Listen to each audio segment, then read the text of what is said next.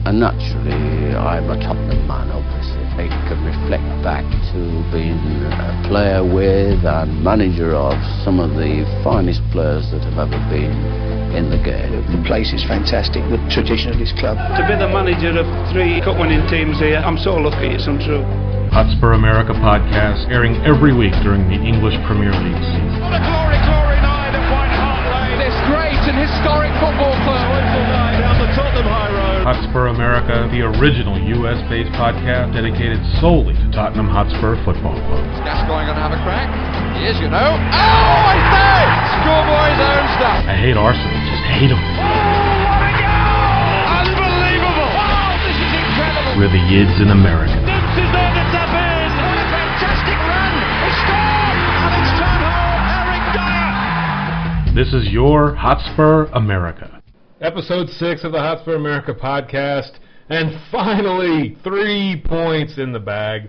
Wasn't the prettiest match we'll see all year, but we will certainly take it. I think we've deserved better from the previous 4 matches anyway, so we've talked about how things kind of even themselves out over the course of the season, and we didn't play the greatest bit of football today, but I think we did play well enough to deserve the win, and we got the win. Beautiful finish by Mason. Jermaine Defoe is still a Yiddo, loves the post instead of the back of the net, and we have Sam and Simon with me as well. Sammy, how you doing, bud? I'm well. Three-pointed, so I'm in a good mood. Simon? 3-pointed. It's a bit like the 30 burger. Yeah, it is. It's very good. I'm awesome. I am in the Windy City. Chicago, yeah. good. Nice to have you. Yeah, it is nice. And we got the 3 points, and I kind of tongue-in-cheekly wrote down on my notes here that maybe we should lobby the FA for 6 points, because earlier in the day we finally got Adebayor to agree to be let out of his contract, or at least to be paid out of his contract, and he is no longer a member of Tottenham Hotspur Football Club. So that is a win in itself. I say we should go to the FA and get 3 more points. Hey, question for you, because the only thing that I really found today on this was that we've come to an agreement. I didn't see any details. You guys have any thoughts as to what that really means? I mean, do we get some sort of relief, some sort of rebate on his call it $120,000 a week salary? I just wonder what all that meant today. Knowing Adebayor and his people, he would have showed up every day at the training ground and played with the kids to collect his check, and Pochettino probably convinced Levy and the rest of the board, I don't even want him around. I don't care what it takes. Get rid of him. I can imagine they paid him his full contract just to make him go away. That's what I would think happened. Chairs, you have any views on this? All I saw is by mutual agreement. Yeah. So. And Adebayor tweeted the same thing. Yeah, I guess I'm a little bit perplexed by all this, because Sherwood made a comment earlier in the week, and this really blew me away, in that he said that Adebayor would have played for Villa for free, and I just couldn't understand that. And to me, I don't know why. I don't suspect that he gave any rebate back on his salary. I was chatting with Adam Hotspur about this, and he made an interesting comment and said, well, look, if he doesn't get it out of this contract, he could potentially go 2 years without playing football and being in his 30s. How's he going to get paid? A lot of people won't even touch him. It doesn't seem like people want to touch him now. And that may be true, but he strikes me as the kind of guy that just wants to take the money. It appears that way. I don't think that he would turn down that money. It's his contract. They made it. He made it. So I wonder whether it's just a formula of, okay, look, we're going to pay you. Just don't come around here anymore. Was that it? Well, yeah, and look, he's catching a lot of shit, and rightfully so from fans of the club. But if I put myself in his position and I have a guaranteed contract, you're going to pay me all my damn money. I'm right there with you. I'm right there with you. I wish that he was more loyal to the call. Hey, I got blocked. I literally got blocked today, or last night, by somebody who literally was looking for Adebayor to have support about how loyal and how much he loved this club. And there's few things that I will invite somebody to block me over. But I'm sorry, but I just don't believe that. Don't think you have anything he's done anything to be worthy of that kind of praise. Yeah, I mean, telling me that he loves the club, give me a break. Wait, what's interesting now is, and again, we haven't seen any details, so if somebody knows how this works, because I don't, and maybe one of you two do. No, I don't. In this kind of a release, does he now have a no-compete, or can he go and walk over to Timmy and knock on the door and say, hey, let me play? Can he be a free agent and just go play and get paid? There was a tweet today that said that Villa are starting back up negotiations for him, but I thought the only league that could take him now is one of the Middle Eastern leagues, maybe a Qatari league, and I think this may free him up to go do that. So I wondered whether he had kind of a bird in the hand. Let's just say that somebody wants to pay him 25 to 50 grand a week. Maybe he goes to Levy and says, okay, tell you what, I know you're supposed to owe me 100 grand a week, but I'm going to be getting paid 50, so how about you just pay me 50, the Qataris will pay me 50, and I'll just F off down the road and never darken your doorstep again. I wonder whether that might be a possibility. Who knows? It's all speculation from us. But yeah, tweet us, because I'm interested. I would really like to know the details, and I don't know that that's something that will ever be officially released, but if somebody has, the insider information or in the know, ITK as we call it on our tweets, let us know. I'm kind of interested. He's gone, not coming back, gone. Yeah, and that's 5 minutes talking about Adebayor, so I'm completely done with that. And that's the last time hopefully we'll have to talk about him ever. Never to be spoken about again, right? Yeah. Interesting kind of lineup today. Again, Rose on the bench as he was earlier in the year, and that was coming off injury. I don't really know why Davis started. He didn't play bad. I don't think. But it's always interesting to me when you see Danny Rose for as well as he played last year, and I think he's played okay as he's come back from injury, and he had the whole international break to rest, but he was on the bench. Dyer once again in the middle. For me, he was the best player on the pitch today. Him and Mason commanded the midfield today. I thought they played really well. We did get beat in the run of play a few times, but I think that had more to do with our wingers being caught upfield, our fullbacks, and our center mids getting kind of flat-footed, especially Toby a couple of times, I think. But I thought Dyer and Mason were outstanding today. And of course, Son got his debut and Ali got his start debut. Thoughts on the match, Sam? The lineup, at least. Yeah, I mean, I didn't know that Rose had a knock or any injury issues. I had this thought earlier in the week, about midweek, and I was just kind of goofing around, like random thoughts, and I thought, wow, Dele Alli is a number 10. And I'm like, man, that would be great to see. And I was going to tweet it out, and I thought, no, people are going to think I'm mad. And so I didn't. And then that was the first thing that I noticed. I was like, holy shit, he's playing the 10 role. And I thought he was great. And my biggest takeaways were really sort of three. Well, in terms of players, were threefold. Was Ali looking very comfortable? I love the way he handles his business. He was mixing it up with Kabul. He wasn't backing down from any players.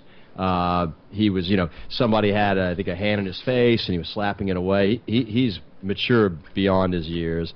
I thought Mason was the most industrious. I mean, he's probably been the most consistent player that we've had. He's fell short of key passes at times, which has been frustrating. But Harry should have had a goal from a gorgeous pass that he made from the left side. His goal was terrific. It showed amazing gumption. He ran all the way from midfield. It was the best team football play we've had all year. And unfortunately, I mean, I think he took a pretty bad knock. We'll probably talk about that later. Yep. So, all in all, I think I think Dyer was just fantastic. I mean, if you would have told me after 4 or 5 games that this would be his body of work, I think we would have all been, somewhat gobsmacked. Yeah, I mean, remember early in the preseason, and this was like the project, was Dyer's was going to be playing in the central defensive part of the midfield, and after the first match of him doing that, there were numerous tweets of people saying, I never want to see Dyer in that position again. And I can't wait to see him again. He's completely, changed everybody's opinion on that. I think he's just playing. As far as central defensive midfield goes, he may be the best option we have right now. Yeah, well, we're not lacking. I don't think there's any reason. I mean, could you think of a reason why he should be benched? Why he shouldn't continue on in that role? No, not at all. And what about you, Simon? The lineup and the match itself. What are your thoughts? I thought it was a decent lineup. I was surprised to see Ali start. I think it's good for him that he started. Son, I'm not sure he had the best game. He delivered a couple of good corners, couple of good free kicks, but then they weren't so good. And obviously, I think he would have been disappointed to go off so early. I think it would have been nicer to blood him in probably on Thursday against Garbage Bag, and then maybe bring him on as a sub against Palace. So I think his game didn't have the impact it probably deserved. And you and I were talking about this before we went on air. The substitutions from Poch for a change were actually kind of inspired. Lamela came on, although he was quiet to start. He had the all-important assist and was busy on the ball once we went ahead, and a little before that. And Townsend, first appearance of the season, I believe, and it's like he had a new lease of life. So good from that regard. And then obviously Tommy Carroll came on as a necessity for Mason's injury when he scored the goal. And the back four, I thought, were pretty good. Davis was Davis at times, and I think we've asked the question, where was Rose, considering he started last week and now suddenly he's not? Because he was certainly good against Everton. But Toby and Jan, other than getting called out a couple of times, the Defoe pass or the Defoe breakaway, it was a great pass to Defoe. I think any centre back would have struggled with that. Because Defoe is at 31 has still got the pace, and thank God he hit the post. I'm sure he's going to score there. We all did. I did too. Yeah. If he would, I think if he would have hit it the first time instead of taking the extra touch, he may have had a better chance. Yeah. Walker was Walker. I think at times he was good, but then you kind of were biting your nails at other times. Does anyone find it odd? What's up with the Under Armour shirts? I was thinking about that. In one game. I've never seen that. I've never seen that. Jeff Mace, if anybody knows anything about kits, well, it's you and him, and he made a comment about, 2 rips today. Who was it, Kane? And who else? Kane and Walker. Walker. Oh, that's right. In the first 5 minutes, I think. Yeah, it was they're tight shirts. Under Armour seamstresses and, the woodworkers that built the posts saved us today, and I'm sure all the women that are Spurs fans were very happy to see those shirts ripped, so... Ripping yarns. An observation about Mason, because what led to the Defoe, what led to the breakaway where we all thought Defoe was going to score, and thank God he didn't, he hit the post. But that all came as a result of a misplaced pass that just literally was lacking about a foot on it that Mason made. And I can't remember who it was to. Maybe it was to Ali, might have been to Son. But there was a shot on goal. There would have been a shot on goal. And because that pass was just, 12 inches, shy of its mark, it turned into a transition, and it literally could have been a 2-goal swing. And it shows you, the fine line, the fine dividing line between a 1-0 victory and a 1-0 loss. I think Kyle Martino on NBC made a very interesting comment. He said, ironically, their best performance was a 1-0 loss, and arguably one of their worst performances was a 1-0 win. And I thought that was very interesting. No, we could say the same about us, because this wasn't our greatest performance, but we got a win out of it. We've deserved better leading up to this. Yeah. Well, I mean, Kenny, you've said it on a number of occasions. Things over the course of a long season tend to even themselves out. And although we might not, I think we were deserving today. I mean, we could have said, draw would have been probably the suited or the suitable result for everybody. But I don't think we were. I thought we were still the better team. Did you guys think that way too? Yeah, I did. And you know what? And Simon, I want you to touch on this first. Pochettino has been slated all year for the substitutions he's making not being effective. And today, I mean, Carroll wasn't on the pitch long enough, I don't think. 7 minutes or so. But Townsend and Lamela both played as well as we could expect them to play coming off the bench, and had such a prominent impact in what was going on the pitch, especially in the attacking third. First speed we've had all year, right? It was amazing to watch. I was having so much fun the last 20 minutes watching what was going on. Townsend was not just cutting inside and taking shots and trying to feed the ball. He was, racing toward the byline and whipping balls in and giving chances. Lamela comes on. I'm thinking to myself, great, here we go again, because I'm his biggest fan, but I've said it a million times if I've said it once. He is not an impact sub and never will be. I eat my words today on that. 20 minutes, 4 chances created, 1 assist, 1 shot on goal, Yeah, could have had a goal. and there. 100% pass accuracy.